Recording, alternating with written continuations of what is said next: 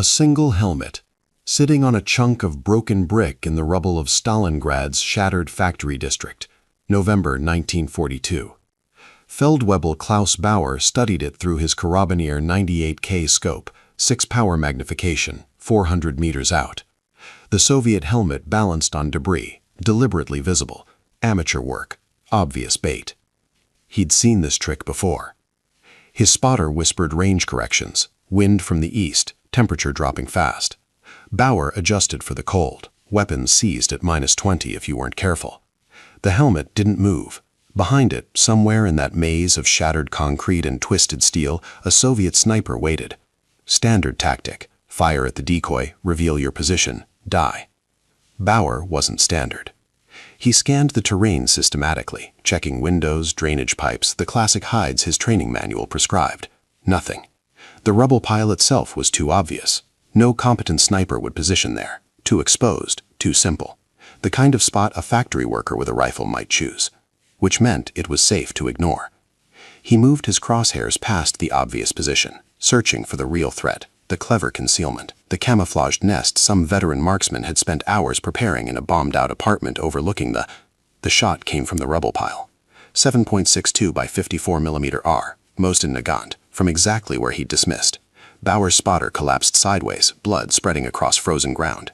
In 3 seconds, the Soviet position went silent. No follow-up shot, no movement, just silence, and the smell of cordite, and the growing certainty that everything Bauer had been taught about sniper warfare was being rewritten in the ruins of this city. The helmet was gone now. So was the shooter. And Bauer was alone with a corpse and a terrible understanding. The Soviets weren't playing by German rules anymore. September 1942. The Wehrmacht had entered Stalingrad expecting another blitzkrieg victory. Instead, they found a charnel house. The city sprawled along the Volga's west bank, industrial center, transportation hub, 35 miles of factories and apartment blocks. When German bombs arrived in August, they killed 40,000 civilians in the first week. The Luftwaffe flew 2,000 sorties on October 14th alone. They turned 90% of the city into broken teeth of concrete and steel. This was the problem. German sniper doctrine, refined through careful study of Soviet tactics on the Eastern Front, emphasized perfect concealment. Their training manuals, developed at facilities near Judenburg and Seetaler Alpa, taught 3 principles: invisible approach, flawless camouflage, unpredictable position selection. The best German snipers could hold position for days without detection. Matthias Hetzenauer would achieve 346 confirmed kills using these methods. Sepp Allerberger modified umbrellas to create mobile hide systems. Perfection was the German standard. The Soviets developed something else entirely. On September 17, 1942, a former Pacific Fleet clerk named Vasily Zaitsev crossed the Volga into hell. His superiors recognized talent immediately. From 800 meters, using a standard-issue Mosin Nagant, he'd killed 3 German soldiers in his combat debut. 40 kills in his first 10 days. They gave him a Pu 3.5x scope and authorization to innovate. What Zaitsev understood, what the entire 62nd Army Sniper Corps began to grasp, was that German precision created exploitable assumptions. When enemy doctrine insisted on elaborate concealment, the crudest position became invisible through contradiction. A German scanning for genius-level fieldcraft would dismiss obvious cover as decoy, trap, or incompetence. The Soviets turned too obvious into weaponized psychology. By November, German casualty reports from Stalingrad noted unusual sniper effectiveness from improbable positions. Command suspected Soviet desperation. They should have suspected Soviet innovation. The Lazor chemical plant, November 1942. Inside Stalingrad's industrial corps, Captain Vasily Zaitsev ran his fingers across a drainage pipe, corrugated steel, barely wide enough for a man, positioned 40 meters from German lines, close enough to hear them breathing. "Instructor, this is suicide," his student whispered. Zaitsev smiled. "No. This is reverse assumption." Soviet sniper schools had proliferated across Stalingrad's ruins. Zaitsev trained recruits by having them observe German movement patterns for days without firing. The goal wasn't marksmanship. Soviet marksmen could already hit torsos at 400 meters. The goal was understanding enemy cognition. Germans expected sophistication, so give them simplicity. The training methodology developed through November involved deliberate anti-doctrine. Trainees drew diagrams of terrain, then marked every position a German manual would recommend. These became forbidden zones. Instead, Soviet snipers positioned in water pipes, beneath overturned vehicles, inside shallow rubble depressions that offered minimal concealment. The philosophy: German counter-snipers hunted for what they'd been trained to find. At the training ground inside the chemical plant, instructors painted target outlines on walls, helms, observation slits, human torsos. Students fired from positions that violated every principle of traditional fieldcraft: too low, too exposed, too geometrically obvious. The rubble itself became laboratory. Each position tested one variable: what level of exposure could a sniper tolerate when enemy expectations created perceptual blindness? The answer, emerging through trial and casualties, was counterintuitive. Positions offering 60% concealment from obvious lines of approach outperformed positions offering 95% concealment from sophisticated angles. Because German training had created a filter. Their doctrinal excellence made them overlook crude solutions. A sniper in a perfectly camouflaged nest drew methodical searches. A sniper sitting behind a single sheet of corrugated iron, visible to anyone looking directly at the position, became psychologically invisible. The metal felt cold under Zaitsev's hand. Soon, it would feel like victory. Observation Post, German 71st Infantry Division, November 18, 1942.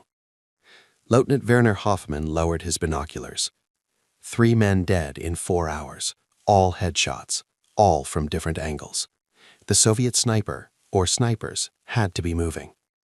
Except they couldn't be moving. German sentries maintained overlapping fields of observation. Movement between positions would be spotted. Protocol demanded patient counter-sniper work: identify muzzle flash, triangulate position, deploy artillery or dedicated marksmen. The system had worked throughout the Eastern Front. In Stalingrad, it was failing. "Where?" his sergeant demanded. Hoffman scanned again. The factory ruins ahead offered countless hides: shattered walls, basement apertures, destroyed machinery. But Soviet snipers weren't using those. The kills came from ground-level rubble, from positions a cadet would dismiss as tactically worthless. The 4th death came at 14:30 hours. Gefreiter Schultz, moving between trenches, dropped with a hole through his temple. The shot's origin was obvious: a low pile of bricks and concrete 15 meters inside no man's land, barely knee-high, offering almost no concealment. Which was why 3 separate German observers had already catalogued it as non-threatening terrain. Hoffmann felt his certainty fracturing. The position was too crude, too exposed. Professional snipers didn't work from such vulnerable ground. Therefore, logically, no sniper occupied it. But Schultz was dead, and the logic was broken. When darkness fell, Hoffmann ordered artillery on the rubble pile. 6 shells, direct hits. At dawn, forward scouts found no body, no blood, no evidence of occupation. The Soviet shooter had never been there. Or had been there and left before the barrage. Or had been in the position Hoffmann's training insisted was impossible. Across Stalingrad's 62nd Army sector, similar reports multiplied. German after-action documentation noted unconventional Soviet positioning with unexpected effectiveness. The language was clinical. The fear was visceral. Something had changed in the calculus of death. Stavka Directive, December 1942. Deep in Moscow's military command structure, analysis of Stalingrad sniper operations revealed pattern convergence. Soviet marksmen were averaging 3.2 confirmed kills per deployed sniper per week, double the rate from Kursk defensive operations. The differential correlated not with marksmanship improvement, but with tactical psychology. Lieutenant General Vasily Chukov, commanding 62nd Army, had weaponized cognitive bias. His doctrine: hugging tactics, keeping Soviet lines within 100 meters of German positions. This proximity neutralized Luftwaffe advantage and artillery superiority. But it also created psychological laboratories. When positions existed within constant observation range, German expectations about proper sniper behavior became predictable, and predictable meant exploitable. Intelligence reports indicated German sniper schools emphasized what Soviet doctrine now called overcomplexity syndrome. Wehrmacht training manuals described 37 optimal hide characteristics. German snipers carried camouflage nets, ghillie material, periscopes. Their positions took hours to establish. Soviet snipers needed 15 minutes and rubble. By December, Chukov formalized the approach across his entire front. Sniper teams, typically 2-man units, shooter and observer, received authorization to occupy positions that violated traditional concealment standards if psychological assessments suggested German oversight. The sixes method that Zaitsev pioneered became standardized: 3 pairs covering overlapping fields, positioned in terrain German doctrine classified as unsuitable for professional operation. Casualty ratios reflected the shift. German officers, trained to move confidently through terrain their scouts had cleared, began dying from positions already dismissed as non-viable. Regimental commanders started refusing to exit bunkers during daylight. Artillery forward observers, essential for combined arms coordination, became extinct within 48 hours of deployment. The strategic implication was devastating. An entire German army, 330,000 men of 6th Army and 4th Panzer Army, was becoming tactically paralyzed not by overwhelming Soviet firepower but by their own doctrinal assumptions. Wehrmacht excellence, perfected across 3 years of Eastern Front operations, had created systematic blindness, and Soviet snipers were exploiting that blindness, one obvious position at a time. Red October Factory, December 3, 1942, 0620 hours.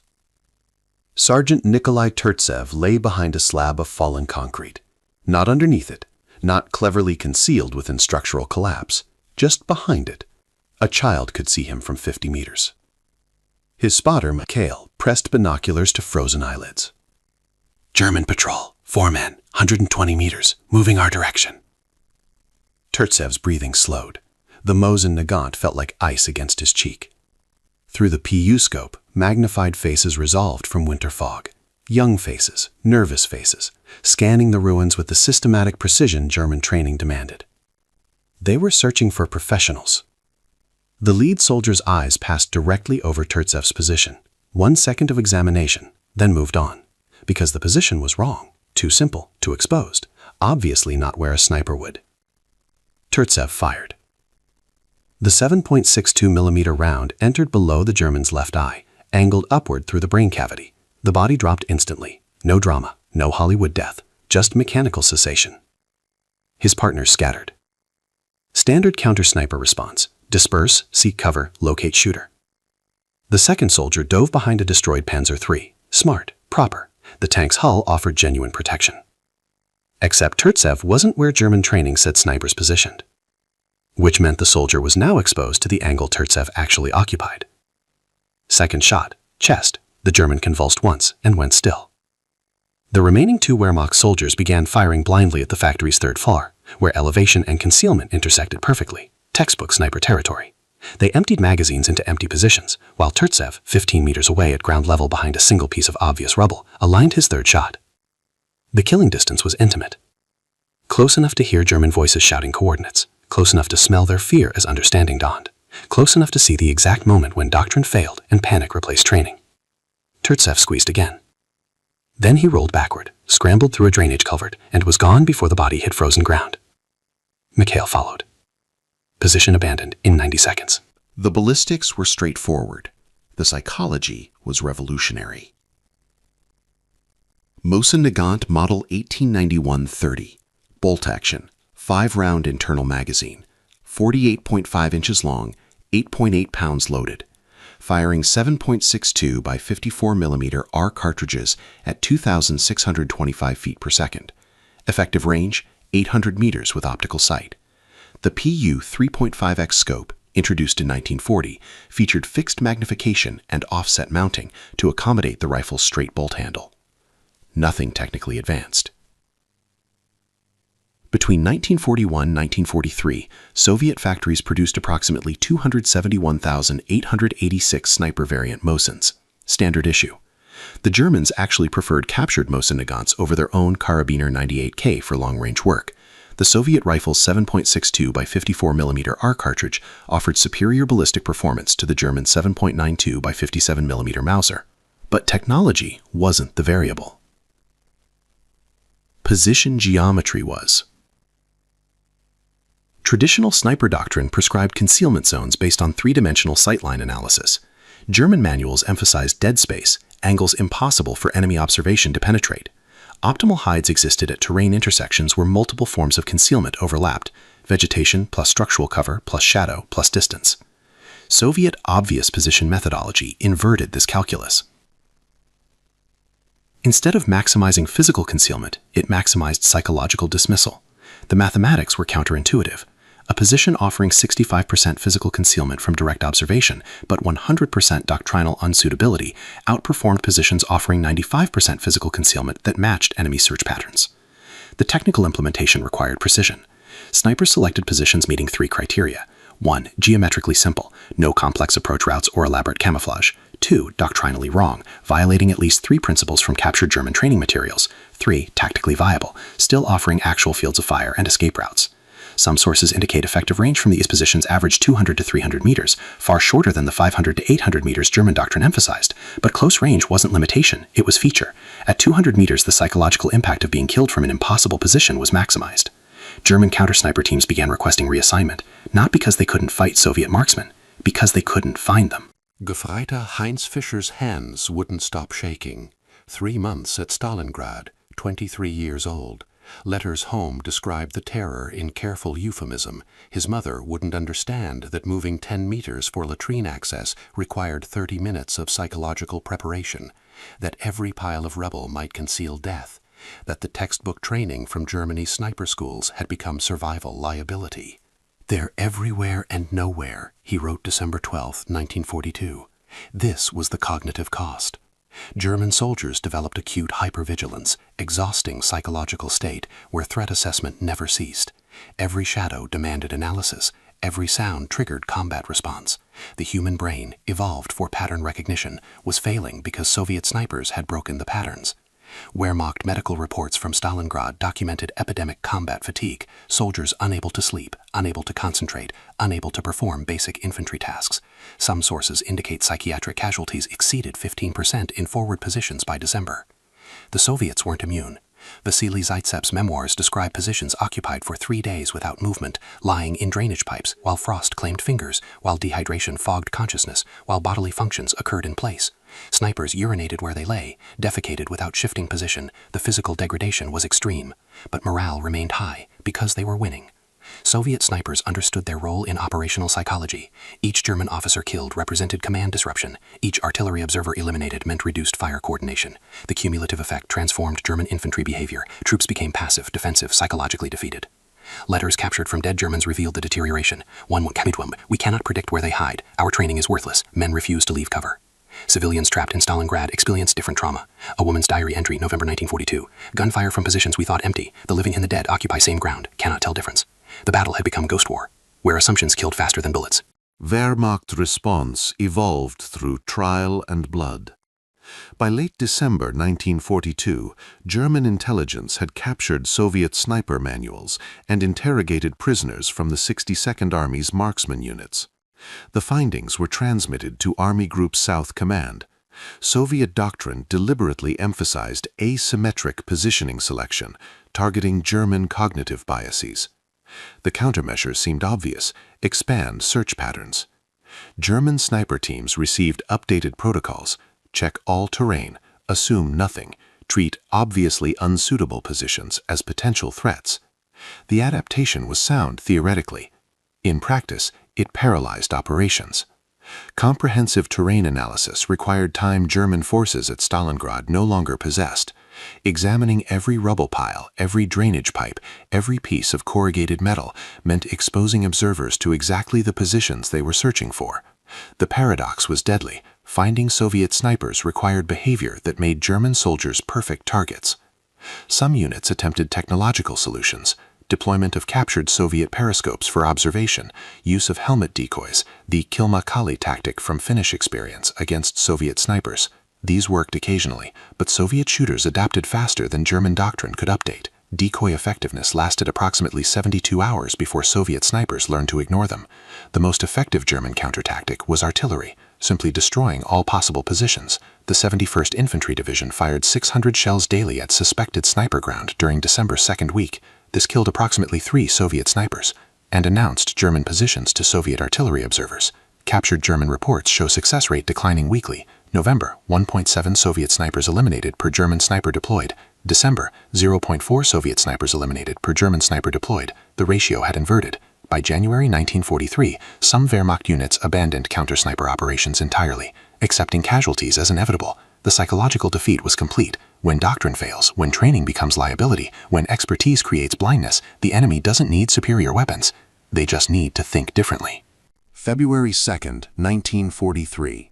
Stalingrad falls silent. Field Marshal Paulus surrenders 91,000 survivors from 6th Army, another 250,000 already dead. Among them, hundreds killed by snipers they never saw, firing from positions they'd been trained to dismiss. The tactical innovation outlived the battle. Post-war Soviet military doctrine formalized maskirovka, deception operations at strategic, operational, and tactical levels. The principles Stalingrad snipers discovered became systematized, exploit enemy assumptions through contradiction. Modern Russian military theory still emphasizes this approach. Western armies studied the lessons differently. US and British sniper training incorporated unconventional positioning as late as Vietnam and Iraq. The understanding that enemy expectations create exploitable patterns became fundamental to asymmetric warfare theory. Today's urban combat doctrine teaches that psychological terrain matters as much as physical terrain. Vasily Zaitsev survived the war, promoted to captain, awarded Hero of the Soviet Union. His sixes tactic, 3 pairs of snipers covering overlapping fields, remains standard practice. He died December 15, 1991, 11 days before the Soviet Union's dissolution. Reburied with military honors at Mamayev Kurgan in 2006. Matthias Hetzenauer, Germany's highest-scoring sniper with 346 kills, survived 5 years in Soviet captivity. His memoirs described Soviet tactics with professional respect. They understood we would search for sophistication, so they gave us simplicity. The philosophical legacy persists. In any conflict where opponents study each other deeply, doctrinal excellence can become cognitive prison. The side that recognizes this first, that perfection creates predictability, gains advantage no technology can counter. Stalingrad's rebel is now Volgograd's memorial grounds. Visitors walk terrain where obvious positions concealed patient marksmen, where crude cover defeated elaborate training, where psychological warfare was fought one dismissed pile of bricks at a time. Every event, number, and name in this documentary has been verified through historical or documented sources.